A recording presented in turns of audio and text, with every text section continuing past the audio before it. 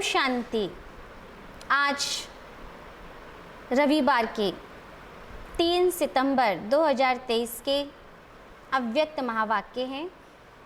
Revise course है 25 नवंबर 1995।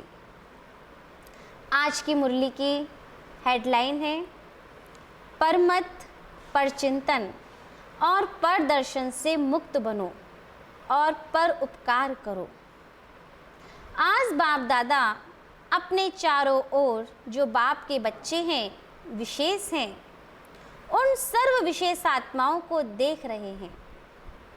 चाहे भारत के व विदेश के किसी भी कोने में हैं, लेकिन बाप दादा सर्व विशेष आत्माओं को समीप देख रहे हैं। बाप दादा को अपने विशेष बच्चों को देख हर्ष होता है। जैसे आप बच्चों को बाप को देखकर खुशी होती है ना, खुशी होती है तब तो भाग करके आए हो ना। तो बाप को भी खुशी होती है, मेरा एक एक बच्चा विशेष आत्मा है।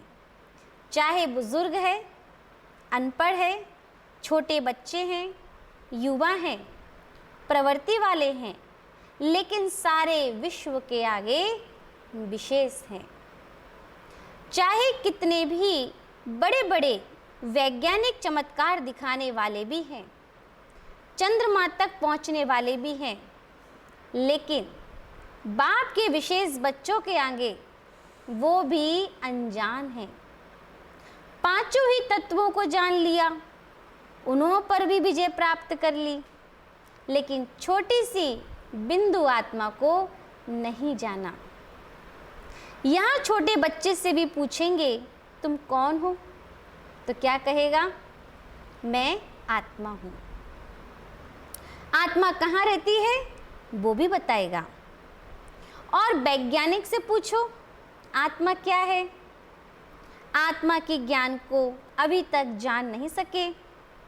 तो कितने भी बड़े हिस्ट्री के हिसाब से, इस दुनिया के हिसाब से विशेष हो, लेकिन जिसने अपने को नहीं जाना, उससे यहाँ तो 5 वर्ष का बच्चा भी विशेष हो गया। आप लोगों का शुरू का बहुत फलक का गीत है, याद है? कौन सा गीत? एक गीत था, कितना भी बड़ा सेठ स्वामी हो, लेकिन अल्फ को नहीं जाना। तो कितने भी बड़े हो, चाहे नेता हो चाहे अभिनेता हो, लेकिन अपने आप को नहीं जाना तो क्या जाना। तो ऐसी विशेष आत्माएं हो।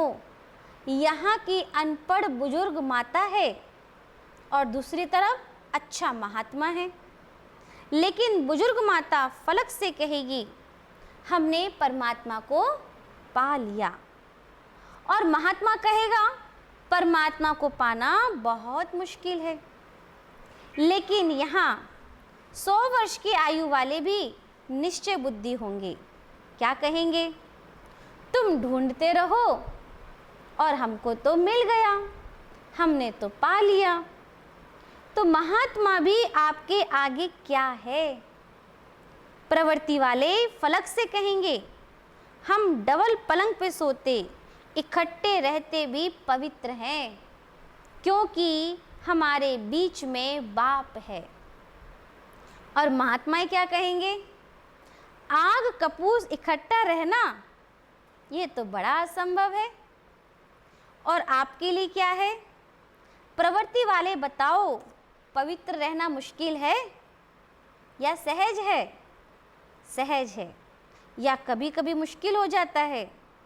जो पक्के हैं वो तो बड़ी सभा हो या कुछ भी हो, फलक से कह सकते हो पवित्रता हमारा स्वधर्म है, परधर्म नहीं, स्वधर्म है। तो स्व सहज होता है पर मुश्किल होता है। अपवित्रता पर धर्म है, पवित्रता तो स्वधर्म है। तो ऐसे अपनी विशेषता को जानते हो ना, क्योंकि नए नए भी बहुत आए हैं, लेकिन कितने भी नए हैं पवित्रता का पाठ तो पक्का है ना।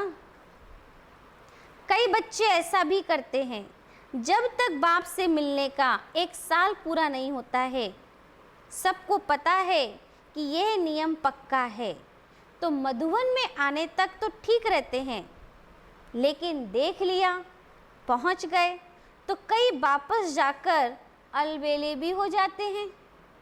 लेकिन सोचो कि पवित्रता की प्रतिज्ञा किससे की? बाप से की है ना। बाप का फरमान है तो बाप से प्रतिज्ञा कर फिर अगर अलबेले होते हैं तो नुकसान किसका होगा? ब्राह्मण परिवार में तो 1 जाते और 10 आते हैं, लेकिन नुकसान कमज़ोर होने का उन आत्माओं को होता है। इसीलिए जो भी नए नए पहली बार आए हैं वो बाप के घर में तो पहुंच गए। ये तो भाग्य की बात है, लेकिन तकदीर की लकीर को कभी भी कम नहीं करना, तकदीर को बड़ा करना। देखो, कोई भी बच्चा लौकिक में भी पैदा होता है तो सभी क्या कहते हैं? सदा जिंदा रहे, बड़ी आयु रहे। बाप दादा भी विशेष आत्माओं की अविनाशी विशेषता देखना चाहते हैं, थोड़े टाइम की नहीं। 1 साल चले, 2 साल चले, ये नहीं। अविनाशी रहने वाले को ही अविनाशी प्रारब्ध प्राप्त होती है। तो माताएं भी पक्की हैं, क्योंकि चाहे आप 1 साल के हो या 2 साल के हो, 4 के हो, लेकिन समाप्ति तो एक ही समय होनी है ना। विनाश तो इकट्ठा ही होगा ना। कि आप कहेंगे हम तो 2 साल के हैं, हमारी सिल्वर जुबली हो जाए, पीछे विनाश होवे, यह तो नहीं होगा ना। इसीलिए पीछे आने वालों को और आगे जाना है। थोड़े समय में बहुत कमाई कर सकते हो, फिर भी आप लोगों को पुरुषार्थ का समय मिला है। आगे चल कर के इतना समय भी नहीं मिलेगा। सुनाया था ना कि अभी लेट का बोर्ड तो लग गया है, लेकिन टू लेट का नहीं लगा है।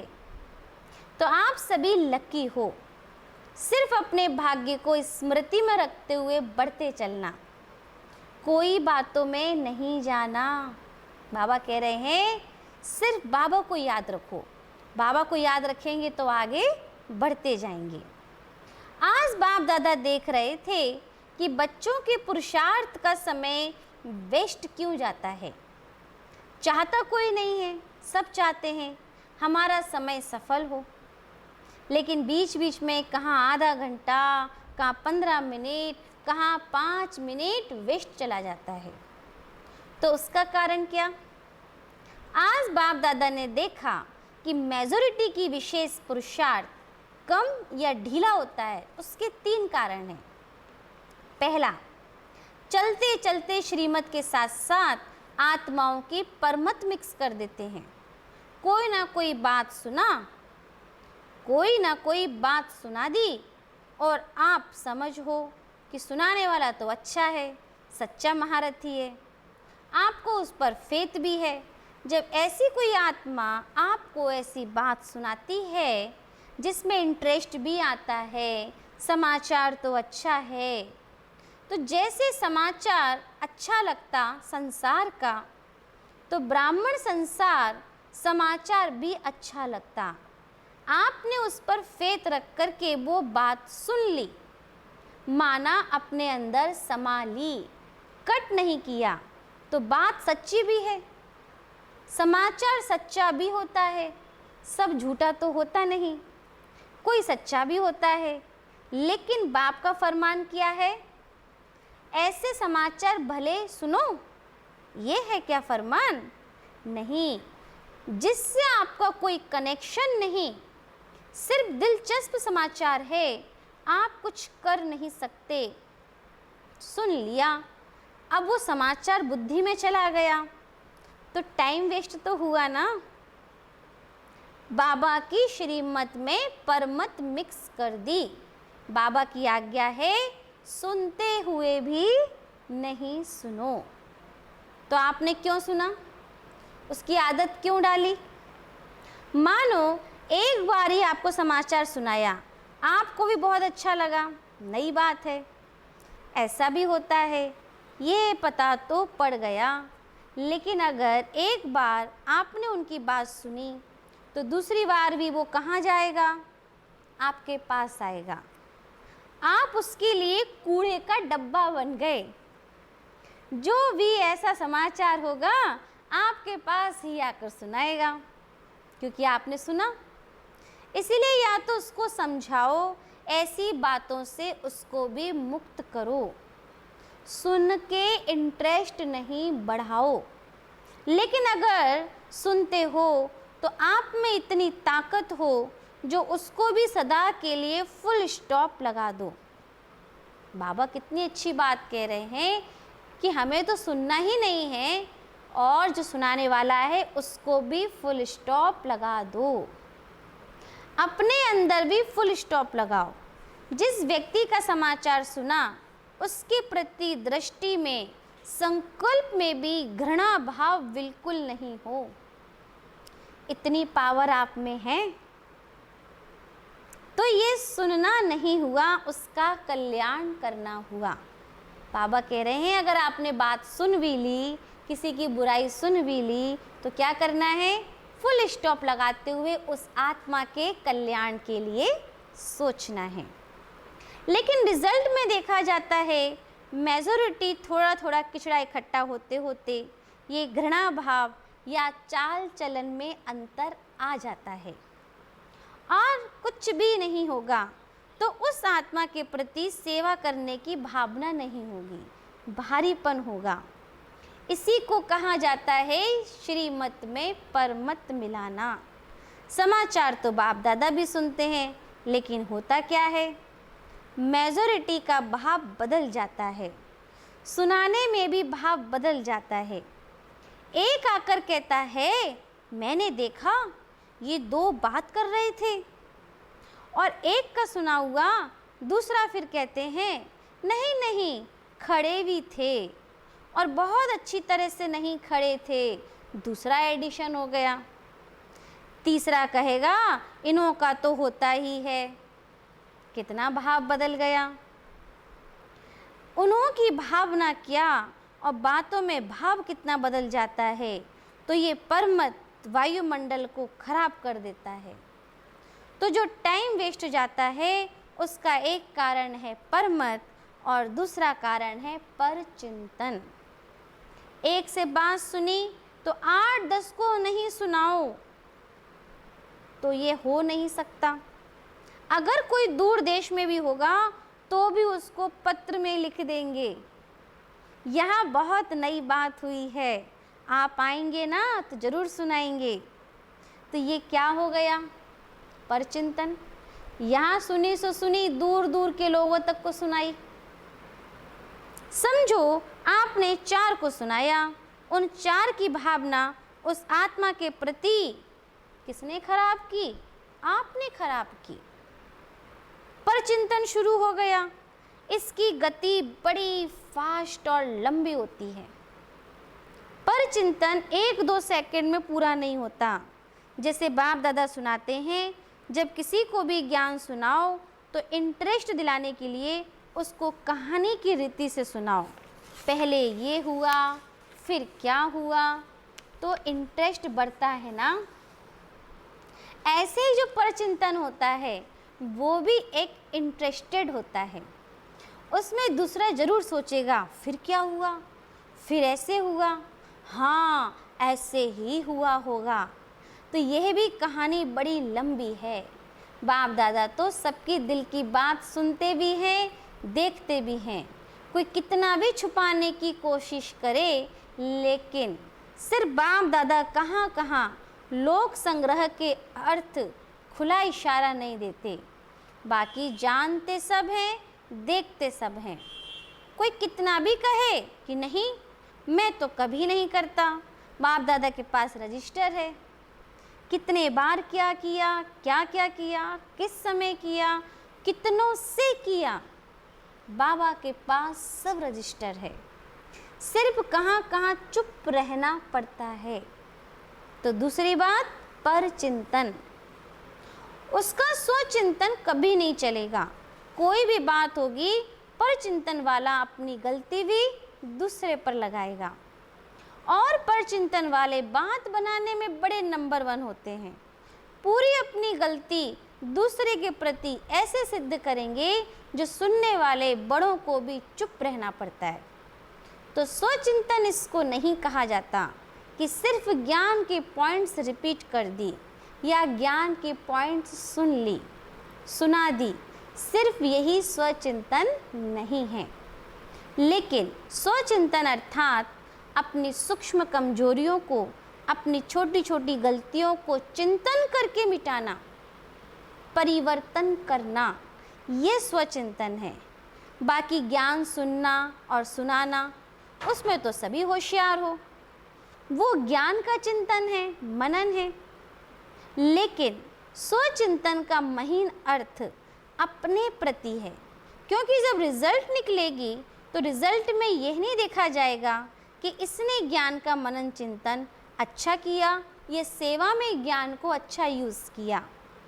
इस रिजल्ट के पहले स्वचिंतन और परिवर्तन। स्वचिंतन करने का अर्थ है परिवर्तन करना। तो जब फाइनल रिजल्ट होगी उसमें पहली मार्क्स प्रैक्टिकल धारणा स्वरूप को मिलेगी। जो धारणा स्वरूप होगा वो नेचुरल योगी तो होगा ही। अगर मार्क्स ज़्यादा लेनी है तो पहले जो दूसरों को सुनाते हो, आजकल वैल्यूज़ पर जो भाषण करते हो, उसको क्या करना है, पहले स्वयं में चेकिंग करो। क्योंकि सेवा की 1 मार्क धारणा स्वरूप की और 10 मार्क्स होती हैं। अगर आप ज्ञान नहीं दे सकते हो लेकिन अपनी धारणा से प्रभाव डालते हो तो आपके सेवा की मार्क्स जमा हो गई। आजकल कई समझते हैं हमको सेवा का चांस बहुत कम मिलता है, हमको चांस मिलना चाहिए, दूसरों को मिलता है मेरे को नहीं। सेवा करना बहुत अच्छा है, अगर बुद्धि फ्री रहती है तो व्यर्थ बहुत चलता है, इसीलिए सेवा में बुद्धि बिजी रहे ये साधन अच्छा है। सेवा को उमंग तो अच्छा ही है, लेकिन ड्रामा अनुसार या सरकमस्टांस अनुसार मानो आपको चांस नहीं मिला और आपकी अवस्था दूसरों की सेवा करने की बजाय अपनी भी गिरावट में आ जाए, वो सेवा आपको हलचल में लाए, तो वो सेवा क्या हुई? उस सेवा का प्रत्यक्ष फल क्या मिलेगा? सच्ची सेवा, प्यार से सेवा, सभी की दुआओं से सेवा, उसका प्रत्यक्ष फल खुशी होती है। और अगर सेवा में फीलिंग आ गई तो यहाँ ब्राह्मण फीलिंग को क्या कहते हैं? फ्लू। फ्लू वाला क्या करता है? सो जाता है, खाना नहीं खाएगा, सो जाएगा। यहाँ भी फीलिंग आती है तो यहाँ खाना छोड़ेगा, यहाँ रूठ कर बैठ जाएगा। तो ये फ्लू हुआ ना। अगर आप धारणा स्वरूप हो, सच्चे सेवाधारी हो, स्वार्थी सेवा नहीं। एक होती है कल्याण की भावना की सेवा, दूसरी होती है स्वार्थ से। मेरा नाम आ जाएगा, मेरा अखबार में फ़ोटो आ जाएगा, मेरा टीवी में आ जाएगा, मेरा ब्राह्मणों में नाम हो जाएगा। ब्राह्मणी बहुत आगे रखेगी, पूछेगी। यही सब भाव स्वार्थ सेवा के हैं। क्योंकि आजकल के हिसाब से, प्रत्यक्षता के हिसाब से अभी सेवा आपके पास आएगी। शुरू में स्थापना की बात दूसरी थी, लेकिन अभी आप सेवा के पिछाड़ी नहीं जाएंगे, आपके पास सेवा खुद चलकर आएगी। तो जो सच्चा सेवाधारी है उस सेवाधारी को चलो और कोई सेवा नहीं मिली, लेकिन बाप दादा कहते हैं अपने चेहरे से, अपने चलन से सेवा करो। आपका चेहरा बाप का साक्षात्कार कराए, आपका चेहरा आपकी चलन बाबा की याद दिलाए। ये सेवा नंबर 1 है। ऐसे सेवाधारी जिनमें स्वार्थ भाव नहीं, ऐसे नहीं मुझे ही चांस मिले, मेरे को ही मिलना चाहिए, क्यों नहीं मिलता, मिलना चाहिए। ऐसे संकल्प को भी स्वार्थ कहा जाता है। चाहे ब्राह्मण परिवार में आपका नाम नामी ग्रामी नहीं है, सेवाधारी अच्छे हो, फिर भी आपका नाम नहीं है, लेकिन बाबा के पास नाम है ना। जब बाप के दिल पर नाम है तो और क्या चाहिए। और सिर्फ बाप के दिल पर नहीं, जब फाइनल में नंबर मिलेंगे तो आपका नंबर आगे होगा, क्योंकि बाप दादा हिसाब रखते हैं। आपको चांस नहीं मिला, आप राइट हो, लेकिन चांस नहीं मिला तो वो भी नोट होता है। और मांग कर चांस लिया, वो किया तो सही, वो मार्क्स कट हो जाते। ये धर्मराज का खाता कोई कम नहीं है, बहुत सूक्ष्म हिसाब किताब है। इसीलिए निस्वार्थ सेवाधारी बनो, अपना स्वार्थ नहीं हो, कल्याण का स्वार्थ हो। यदि आपको चांस है और दूसरा समझता है हमको भी मिले, बहुत अच्छा, योग्य भी है। अगर मानो आप अपना चांस उसको दे देते हो तो भी आपका शेयर उसमें जमा हो जाता है। चाहे आपने नहीं किया लेकिन किसी को चांस दिया तो उसमें भी आपका शेयर जमा होता है। क्योंकि सच्चा डायमंड बनना है ना, तो हिसाब किताब भी समझ लो, ऐसे अलवेले नहीं बनो। ठीक है, हो गया। बहुत सूक्ष्म में हिसाब किताब का चौपड़ा है।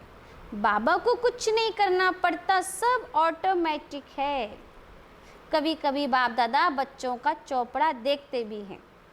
तो पहली बात परमत, दूसरी बात पर चिंतन, और तीसरी बात है परदर्शन। दूसरे को देखने में मेजॉरिटी बहुत होशियार हैं। परदर्शन, जो देखेंगे तो देखने की बात, वह बात कहाँ जाएगी, बुद्धि में ही तो जाएगी। और जो दूसरों को देखने में समय लगाएगा उसको अपने को देखने का समय कहाँ मिलेगा। बातें तो बहुत होती हैं ना, और जो बातें होती हैं वो देखने में भी आती हैं, सुनने में भी आती हैं। जितना बड़ा संगठन उतनी बड़ी बातें होती हैं। ये बातें क्यों होती हैं?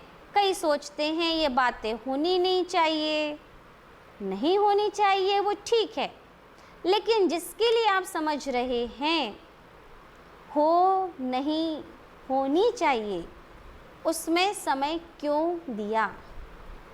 ये बातें ही तो पेपर है। जितनी बड़ी पढ़ाई उतने बड़े पेपर होते हैं। ये वायुमंडल बनना, ये सबके लिए पेपर है कि परमत या परदर्शन या परचिंतन में कहाँ तक अपने को सेफ रखते हो। दो बातें अलग हैं। एक है जिम्मेवारी, जिसके कारण सुनना भी पड़ता है, देखना भी पड़ता है। तो उसमें कल्याण की भावना से सुनना और देखना जिम्मेवारी है, कल्याण की भावना है, वो ठीक है। लेकिन अपनी अवस्था को हलचल में लाकर देखना, सुनना या सोचना, ये रॉन्ग है। अगर आप अपने को जिम्मेवार समझते हो तो जिम्मेवारी के पहले अपनी ब्रेक को पावरफुल बनाओ। जैसे पहाड़ी पर चढ़ते हैं तो पहले से सूचना देते हैं कि अपनी ब्रेक को ठीक चेक करो। तो जिम्मेदारी भी एक ऊंची स्थिति है। जिम्मेदारी भले उठाओ, लेकिन पहले ये चेक करो सेकंड में बिंदी लगती है कि लगाते हो बिंदी और लग जाता है क्वेश्चन मार्क, वो रॉन्ग है। उसमें समय और एनर्जी वेस्ट जाएगी। इसीलिए अपना ब्रेक पावरफुल बनाओ। चलो, देखा सुना, जहाँ तक हो सका कल्याण किया और फुल स्टॉप। अगर ऐसी स्थिति है तो जिम्मेवारी लो, नहीं तो देखते नहीं देखो, सुनते नहीं सुनो, स्वचिंतन में रहो, फायदा इसमें है। तो आज का पाठ क्या हुआ? परमत, परचिंतन और परदर्शन, इन तीन बातों से मुक्त बनो। और एक बात धारण करो, वो एक बात है पर उपकारी बनो। तीन प्रकार की पर को ख़त्म करो।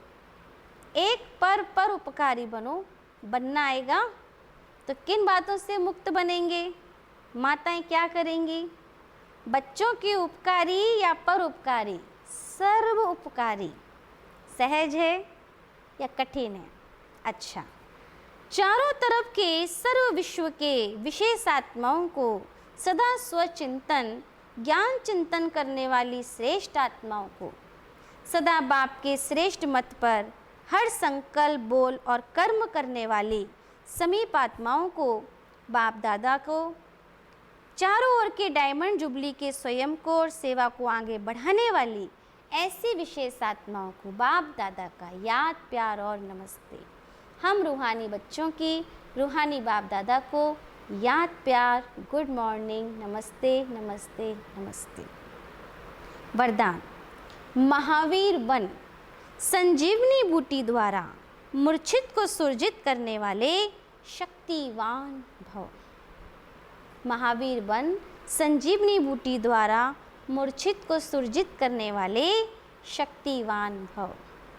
जैसे सूर्य स्वयं शक्तिशाली है, चारों ओर अपनी शक्ति से प्रकाश फैलाता है, ऐसे शक्तिवान बन अनेकों को संजीवनी बूटी देकर मूर्छित को सुरजित बनाने की सेवा करते रहो, तब कहेंगे महावीर।